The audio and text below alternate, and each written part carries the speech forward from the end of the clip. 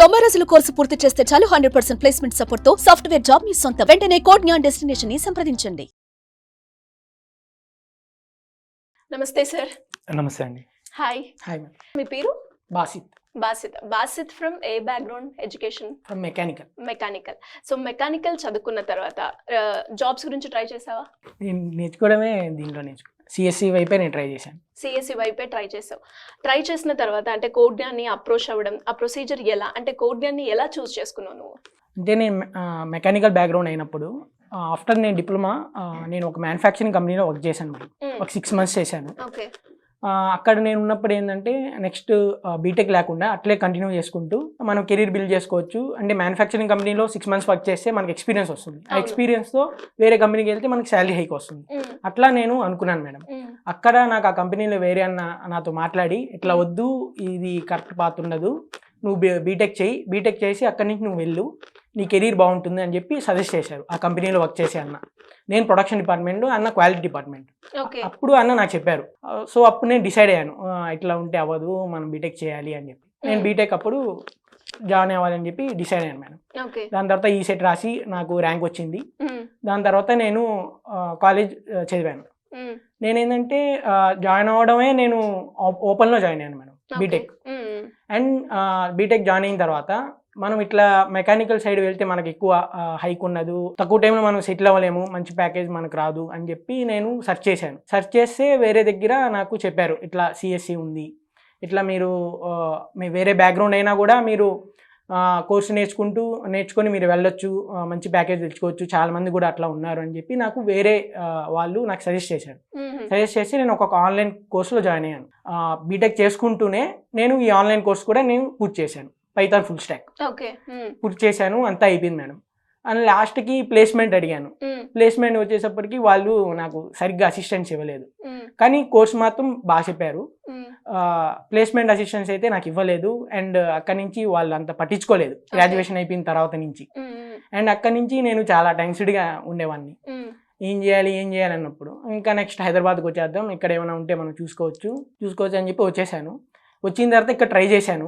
ఇక్కడైతే అసలు ఆపర్చునిటీస్ చాలా తక్కువ, అది కూడా మెకానికల్ అంటే ఇంకా తక్కువ.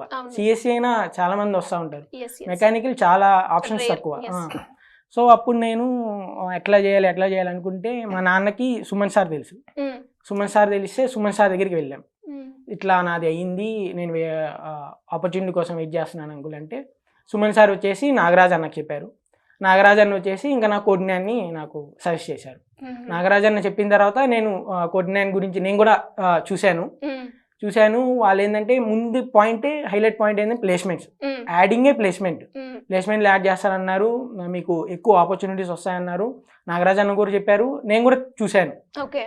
సో అప్పుడు నేను డిసైడ్ అయ్యాను, ఓకే నాకేంటంటే నాకు ప్లేస్మెంట్ కావాలి మేడం. ఎక్కడికి వెళ్ళినా కూడా నాకు ఎక్కువ ఆపర్చునిటీస్ కావాలి, ఒక్కటి క్రాక్ చేయలేకపోయినా ఇంకోటి అయినా కూడా నేను క్రాక్ చేసుకోవాలి. అలాంటి ఇన్స్టిట్యూట్ నాకు కావాలి. తక్కువ ప్యాకేజ్ అయినా కూడా నాకు no problem, but I want to place. So అప్పుడు నేను code Gyan is the best place అని చెప్పి నేను డిసైడ్ అయ్యి అక్కడి నుంచి నేను జాయిన్ అయ్యాను. మీరైతే ఇప్పుడు ఏ కంపెనీలో ప్లేస్ అయ్యారు? People tech. ఎంత ప్యాకేజ్? 2.5.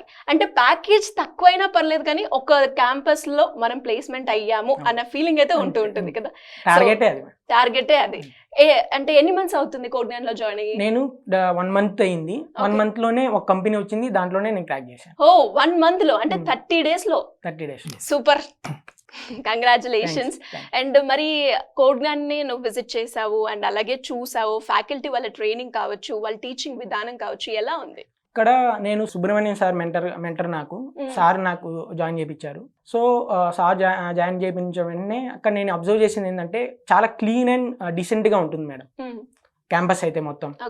అండ్ స్టూడెంట్స్ కూడా తక్కువ స్ట్రెంత్, మరి గుంపులుగా కాకుండా తక్కువ స్ట్రెంత్తో క్లీన్గా నీట్గా ఉంటుంది. అండ్ అక్కడ చెప్పే టీచర్స్ ఫ్యాకల్టీస్ కూడా చాలా ఎక్స్పీరియన్స్గా చెప్తారు. అంటే ఎక్కడ తడబడకుండా, అంటే ఇంట్రెస్ట్ లేకుండా అట్లా కాకుండా ఒక కసితో బాగా చెప్తారు మేడం సార్ వాళ్ళు. అయితే సాయివర్ధన్ సార్ చాలా ఎక్స్పీరియన్స్ ఉన్నాయన, చాలా బాగా చెప్తారు. And aptitude sir Prasanna Kumar sir కూడా చాలా బాగా చెప్పారు. ఈ 1 month లో నేను చాలా బాగా ఎక్స్పీరియన్స్ చేశాను. నాకు తెలియనది కూడా నేను నేర్చుకున్నాను. అండ్ నేను జాయిన్ అవ్వక ముందు సుబ్బు సార్ నాకు చాలా చెప్పేవారు, ఇట్లా ఉంటుంది అని చెప్పి చాలా సపోర్టివ్గా ఉండేవారు సుబ్బు సార్. అంతా బాగుంది మేడం. అంత బాగుంది. అంటే ఇప్పుడు 1 month లో నువ్వు ఎన్ని డ్రైవ్స్ అటెండ్ అయ్యావు? నేను ఒక్కటే అటెండ్ అయ్యాను, ఒక్కటిలోనే నేను క్రాక్ చేసుకున్నాను. సూపర్. అండ్ అదే విధంగా అంటే ఇంటర్వ్యూకి వెళ్ళేటప్పుడు మనకి కొన్ని ప్రొసీజర్ ఉంటుంది, ఇలా ఉండాలి, ఇలా మాట్లాడాలి, గ్రూప్ డిస్కషన్ లో ఇలా ఉండాలని, అవన్నీ కూడా చెప్తూ ఉంటారు కోజ్ఞాన్లో? చెప్తారు మేడం. కొన్ని క్లాసెస్ ఉంటాయి, దాంట్లో వీళ్ళు గైడ్ చేస్తారు. ఇట్లా చేయాలి, ఇట్లా మాట్లాడాలి, బాడీ లాంగ్వేజ్ ఇట్లా ఉండాలి, కమ్యూనికేషన్ స్కిల్స్ ఇట్లా ఉండాలి, అన్నీ ఉంటాయి కోజ్ఞాన్. ప్రాక్టీసింగ్ సెషన్ ఎలా ఉంటుంది? ప్రాక్టీసింగ్ సెషన్స్ అంటే మనం ఫస్ట్ ప్రాక్టీస్ సెషన్స్ ఉంటాయి పొద్దున్నే, అండ్ దాని తర్వాత క్లాసెస్ ఉంటుంది. దాని తర్వాత ఇంకా టైం ఉంటే మనం ప్రాక్టీస్ చేసుకుని ఇంటికి వెళ్ళొచ్చు. Okay. Morning times practice session. మరి ఇంకా ఎవరికైనా కూడా స్టూడెంట్స్ కి నువ్వు 1 month లో మంచి కంపెనీలో ప్లేస్ అయ్యావు కాబట్టి నువ్వేం చెప్తావు? అంటే 1 month లో నాకు వస్తుందా అని అనుకునే స్టూడెంట్స్ ఉంటారు, 6 months అయ్యాను నాకు ఇంకా రాలేదు అనుకునే వాళ్ళు ఉంటారు. అంటే వీటికి నువ్వు అబ్జర్వ్ చేసిన డిఫరెన్స్ ఏంటి? అంటే 1 month లో ప్లేస్ అవ్వాలంటే ఫస్ట్ అతనికి ఏదో ఒకటి నాలెడ్జ్ ఉండాలి, కొంతైనా స్కిల్ ఉండాలి ప్లేస్ అవ్వాలంటే. ఇంకోటి ఏంటంటే కొంతమంది ఎలా ఆలోచిస్తారంటే మనం ప్లేస్ అవ్వాలంటే చాలా రావాలేమో, ఒరే నేను చాలా నేర్చుకోవాలేమో, ఇది నేర్చుకుంటే దీంతో నేను ప్లేస్ అవ్వలేను, నాకు యాప్టిట్యూడ్ రాదు, నాకు టెక్నికల్ స్కిల్స్ ఇక్కడ వరకే వచ్చు అని చెప్పి చాలా మంది అప్లై చేయరు మేడం. ఫస్ట్ అక్కడే సగం ఆపర్చునిటీస్ పోతాయి. నీకు ఎంతవరకు వచ్చినా నీకు ఏమొచ్చినా ఫస్ట్ అప్లై చేయాలి. అప్లై చేసి దాన్ని నువ్వు అటెండ్ అవ్వాలి. నీకు ఒకవేళ రాకపోతే దాని గురించి నీకు ఎక్స్పీరియన్స్ వస్తుంది, అంతేగాని నువ్వు ఫెయిల్ అయ్యామని చెప్పి బాధపడకుండా ఎక్స్పీరియన్స్ వస్తుంది. మేడం ఒక దగ్గర మనం జాయిన్ అయ్యామంటే కన్ఫామ్గా మనం ప్లేస్ అవుతాం, మనం ఆ ఉద్దేశంతోనే కదా మనం జాయిన్ అవుతాం ఖచ్చితంగా. సో అందుకు మనం కన్ఫర్మ్ ప్లేస్ అవుతాం. అది ఎప్పుడు అవుతాం అనేది అది మన పైన డిపెండ్ అయి ఉంటుంది. సో అందుకని మనం జాయిన్ అయిన వెంటనే మా కోజ్ఞాన్లో అయితే వెంటనే ప్లేస్మెంట్లు యాడ్ చేసేస్తారు. సుబ్బు సార్ నేను అడిగిన వెంటనే నన్ను యాడ్ చేశారు. యాడ్ చేసిన వెంటనే నేను ఇంక చూస్తూనే ఉన్నాను, నాకు నా బ్రాంచ్ రిలేటెడ్ ఆపర్చునిటీ వచ్చి నేను అప్లై చేసుకున్నాను. అట్లా మీరు కూడా అంటే ఈ ప్యాకేజే నాకు ఇట్లా ఉంటేనే నేను అప్లై చేస్తాను అట్లా కాకుండా ఏది వచ్చినా కూడా అప్లై చేయండి. ఫస్ట్ ఐటీలో ఏంటంటే ఫస్ట్ తక్కువ ప్యాకేజ్లో ఎంటర్ అయినా కూడా నెక్స్ట్ షిఫ్ట్ కొట్టుకుంటే చాలా బాగుంటుంది మేడం కెరీర్. అది నాకు తెలుసు, చాలా మంది కూడా తెలుస్తుంది. కాకపోయినా వాళ్ళకి ఏంటంటే చాలా మంది సిఎస్సి బ్యాక్గ్రౌండ్ ఉంటారు, వాళ్ళు ఏంటంటే నాకు ఈ ప్యాకేజ్ ఉంటేనే నేను అప్లై చేస్తాను, ఈ ప్యాకేజ్ ఉంటేనే నేను ఇంటర్వ్యూకి వెళ్తాను, నాకు ఇట్లనే కావాలి అని చెప్పి ఉంటారు. అక్కడే వాళ్ళు ఆ మైండ్ సెట్తోనే చాలా మిస్ అవుతాయి, డ్రాబ్యాక్ అవుతాయి. సో అందుకు మీరు ఏ ఆపర్చునిటీ వచ్చినా కూడా అప్లై చేయండి, అటెండ్ అవ్వండి. అండ్ మీరు తక్కువ ఉందని ఫీల్ అవ్వకుండా నెక్స్ట్ షిఫ్ట్ కొట్టుకుంటే చాలా బాగా మీ కెరీర్ ఉంటుంది. అండ్ ఆ మైండ్ సెట్తో వెళ్తేనే మనం తొందరగా ప్లేస్ అవుతాం. మనం ఇట్లా ప్యాకేజ్ ఇలా పెట్టుకుంటే మా బౌండరీస్ పెట్టుకుంటే మాత్రం మనం తొందరగా ప్లేస్ అవ్వలేం. ఏదైనా ఒక ఆపర్చునిటీ వస్తే ఖచ్చితంగా యూటిలైజ్ చేసుకోవాలి. సో సార్ అండ్ అలాగే చాలా మందికి కూడా కోజ్ఞాన్లో ఏవైతే ఆపర్చునిటీ ఇస్తుందో, ఫెసిలిటీ క్రియేట్ చేస్తుందో ఒక స్టూడెంట్ కి, అవన్నీ ఫుల్ఫిల్ చేస్తుందా అన్న క్వశ్చన్ కూడా ఉంటుంది. వాటికి మీరేం చెప్తారు? ఇక్కడ ఏంటంటే మ్యామ్ లైక్ ఏంటంటే మనం స్టూడెంట్స్ ఇక్కడికి వచ్చే వాళ్ళందరూ డిఫరెంట్ బ్యాక్గ్రౌండ్స్ నుంచి వస్తుంటారు. సో ఇప్పుడు ఫర్ ఎగ్జాంపుల్ రాహుల్ ఉన్నాడు, సో ఈ అబ్బాయి mechanical background. So mechanical background నుంచి లైక్ నేను ఒకటే చెప్తాను, లైక్ నేర్చుకునే క్యాపబిలిటీస్ ఏ గ్రాడ్యుయేట్ స్టూడెంట్స్ కన్నా ఉంటాయి. సో ఇప్పుడు బీటెక్ స్టూడెంట్స్కి ఎక్కువగా వస్తాయి, బీటెక్లో సిఎస్సి బ్యాక్గ్రౌండ్స్ వాళ్ళకి కంప్యూటర్ బ్యాక్గ్రౌండ్ రిలేటెడ్కి ఎక్కువ ఓపెనింగ్స్ వస్తాయి కదా.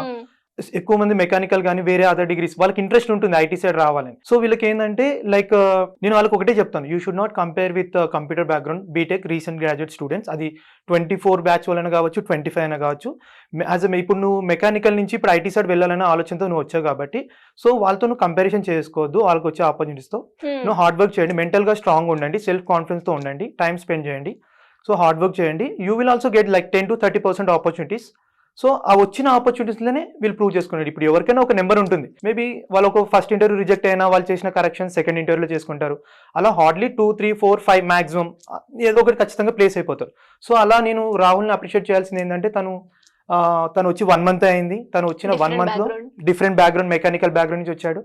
ఫస్ట్ డ్రైవ్కే క్లియర్ చేసుకున్నాం. సో ఇదేంటంటే this should be like motivate to others like mechanical students who are looking for the IT related. So ఫ్రెషర్స్కి ఒకటే చెప్తాను, మీరు కంపెనీస్ నాకు ఈ హై కంపెనీస్ మేబీ మంచి థాట్స్ ఉండడం తప్పేం లేదు, బట్ వచ్చిన ఆపర్చునిటీ యూటిలైజ్ చేసుకోవాలని చెప్తాను. అది ఏ లొకేషన్ అయినా ఓకే, ఎంత ప్యాకేజ్ అయినా ఓకే అన్నట్టుగా ఉండాలి, రైట్. సో అన్నట్టుగా నేను చెప్తుంటాను, వాళ్ళకి మోటివేట్ చేస్తుంటాం అనమాట. సో ఇక్కడ ఏంటంటే అండి లైక్ రీసెంట్ గ్రాడ్యుయేట్స్ మన దగ్గర ఎక్కువగా లైక్ 23, 24 మొన్నటి దాకా, ఇప్పుడు ఏంటంటే 24, 25 స్టూడెంట్స్. సో ఇప్పుడు ఏ కంపెనీ అయినా ఒక ఫ్రెషర్స్కి తీసుకోవాలంటే present year, upcoming years and previous years మీద ఎక్కువ ఫోకస్ అనేది ఉంటుంది. సో మనం స్టూడెంట్స్కి కంప్యూటర్ బ్యాక్గ్రౌండ్ రిలేటెడ్ స్టూడెంట్స్కి ఏంటంటే వాళ్ళకి ఖచ్చితంగా for sure like more than 1000% we can bring them 200+ drives for sure in 365 days.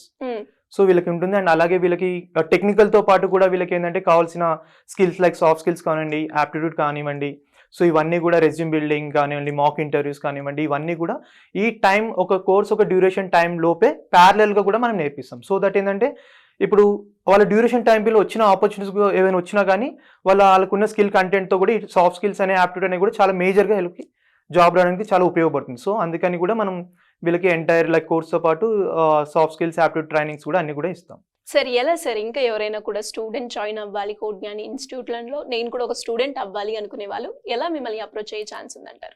మన వెబ్సైట్లో మన నెంబర్ ఉంటుంది, దాని కింద స్క్రోలింగ్ నెంబర్ కూడా వాళ్ళు కాల్ చేసి they can get the details అనమాట. సో చూసారు కదా, మరి మీరు కూడా ఎవరైనా కూడా ఐటీ బ్యాక్గ్రౌండ్ అయినా నాన్ ఐటీ బ్యాక్గ్రౌండ్ అయినా ఒక మంచి కంపెనీలో హై శాలరీ తోటి నేను ప్లేస్ అవ్వాలి అనుకునే వాళ్ళందరికీ కూడా కోడ్ జ్ఞాన్ అయితే బెస్ట్ ఆపర్చునిటీ అని చెప్తాను. ఇంకా కోడ్ జ్ఞాన్ గురించి డీటెయిల్గా తెలుసుకోవాలి అంటే సింపుల్గా కింద స్క్రోల్ అవుతున్న నెంబర్ని సంప్రదించండి. Thank you so much.